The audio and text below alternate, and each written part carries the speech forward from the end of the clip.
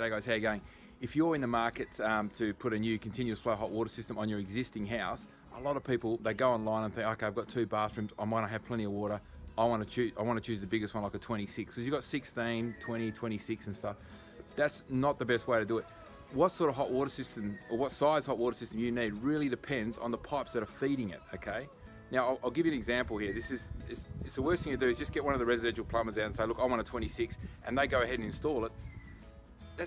It's not helping you. It's not a wise decision because they're not thinking about it, okay? And I'll show you what I mean here.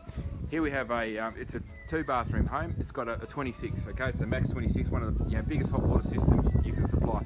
Now, what's good about that is they have a 20 mil, like the largest pipe going into it for the gas, waters, and the water and stuff. So you can see it under here. So we've got a 20 mil gas, which just about all of them have, even on the smaller 16.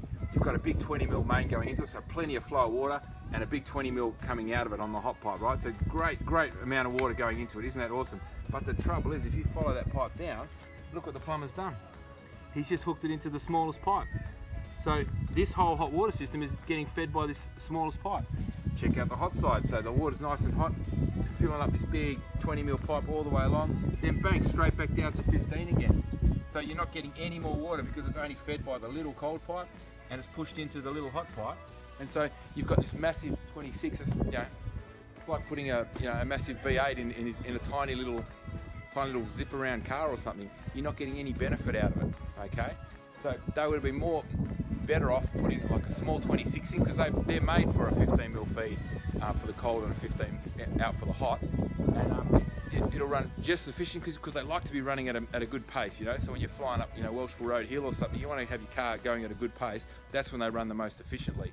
Now at the moment, it's hardly got any water flowing through this thing, So if you want to choose a continuous flow hot water system, it all depends on your pipe sizes, okay? So if your plumber, if you're giving him advice saying, oh, this is what I want, and you've got these small pipes feeding it, you're wasting your money and he's not giving you good advice, okay?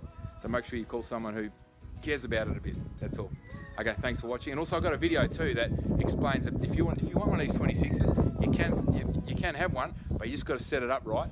And I'll put the link below this video to show how we did a massive Italian mansion where he had 3 bathrooms, but we set it up correctly.